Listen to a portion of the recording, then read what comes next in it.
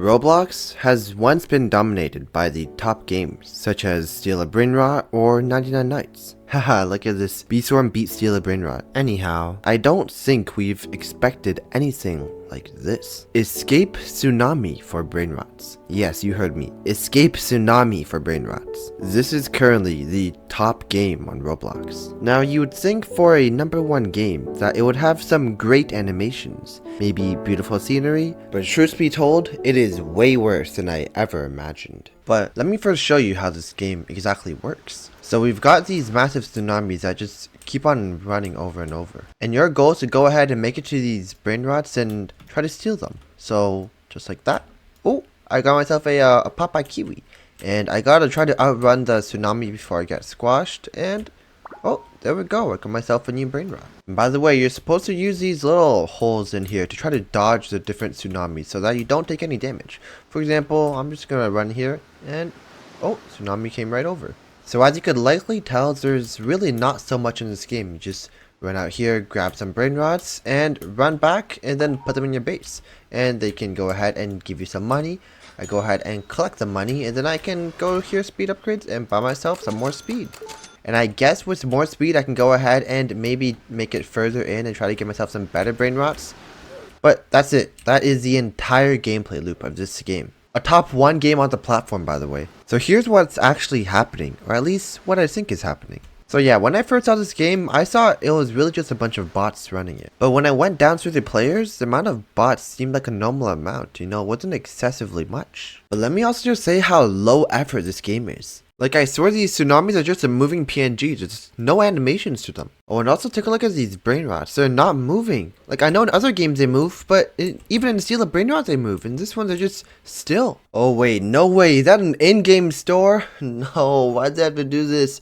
Yo, 10 lucky blocks for 1,000 Robux? What are they doing? Oh, also, let me point out these little VIP rooms to the side here. Like, you can buy them for 150 Robux, and I guess they give you more spots to, you know, hide from the tsunamis.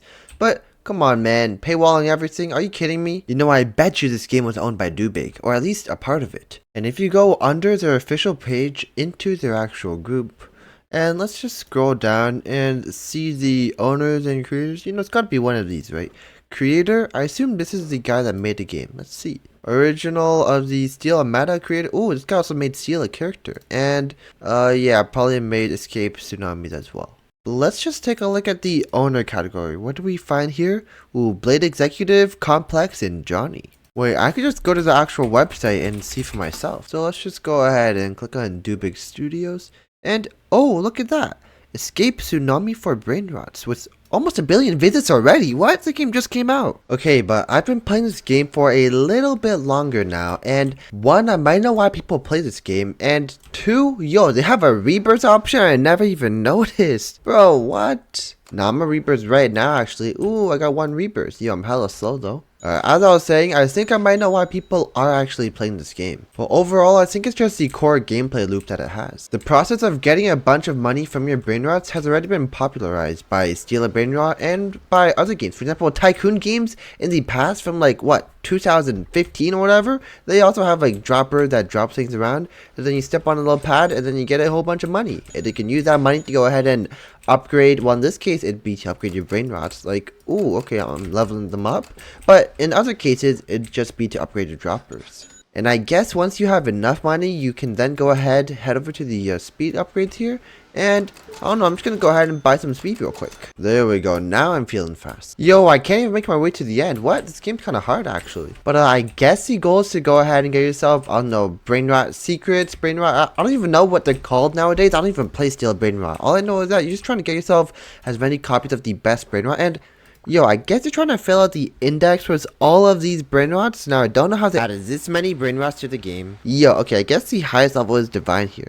But okay, you gotta get normal, gold, diamond, emerald, blood. Yo, how many different versions of brainrots are there, bro? There's like infinite. Okay, yeah, and no way anybody's doing the index. But as I was saying, it's basically the feedback loop of getting yourself new brainrots, jumping over them to get yourself some money, and then get yourself more speed to get yourself better brainrots. But I don't really know why this type of a game really popped off right now. I mean, it should have popped off a long time ago when Brainrot was at the tip top of its era. I also find it kind of ironic that the guy that made the the Steal meta, which is the original creator of the Steal character, which is also the game that technically got stolen off of by Steal Brainrot.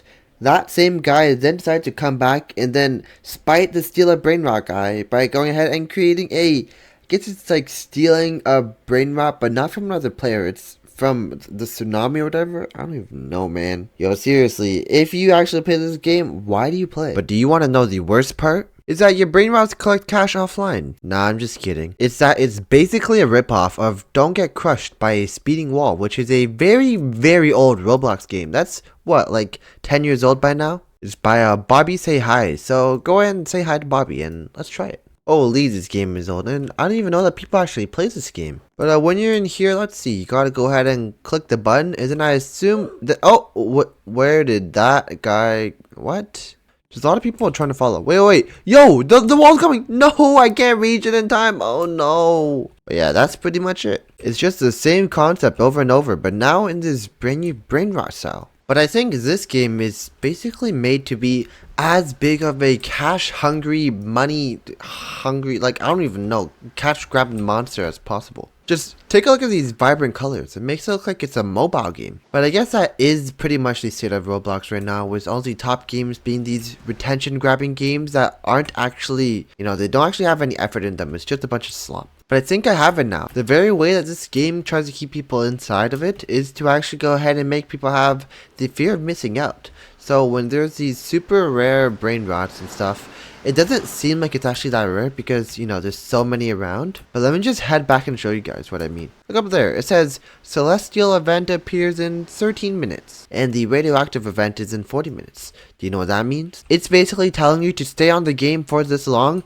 to actually have yourself a chance of getting these rare brain rots that actually appear. So it's not actually a game you can't leave because you can't stop having fun, but it's more of a kind of like a grow and garden mechanic where you're forced to stay in the game because when grow garden is the mutation of the actual plants, but in here it'd be the celestial, radioactive, you know, all of those different mutations. Like, I'm gonna be real with you guys, I do not really enjoy this game. I have absolutely no idea why people actually play this game. If you're over the age of like 5, you wouldn't be playing this game. You'd be playing some other actual game. For example, on the top playing charts, there was recently a game, it was called The Forge, and I actually had a lot of fun playing it. It's not a slop game, it has actual good animations. For example, this guy right here, you can actually do that in the game. It's got a bunch of different ores you can craft, you know, it's a pretty good game. But when it's faced with retention grabbing monsters such as Escape Tsunami For Brainrots, it's just simply no match. Tell me what you think in the comments below, and I guess I will see you in the next video.